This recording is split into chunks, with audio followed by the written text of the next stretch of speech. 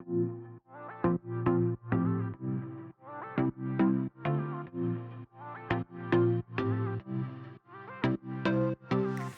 right, guys, welcome back to Solar Sessions with Ben. This is Ben from Belmont Solar, and I'm Brandon. Today, we're going to answer the solar question, do solar panels work at night? The short answer is no.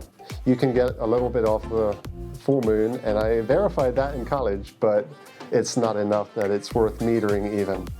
However, you have solar in other forms, such as hydro, which is falling water, and wind, and that is a form of sunlight. It's moving air from one location to another.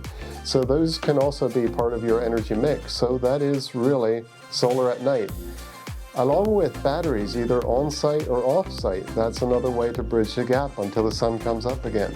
Okay, so the short answer is no. Solar panels without sunlight at night do not work, but there are other forms of solar renewable energy that can power you at night, and especially battery backup if you have batteries.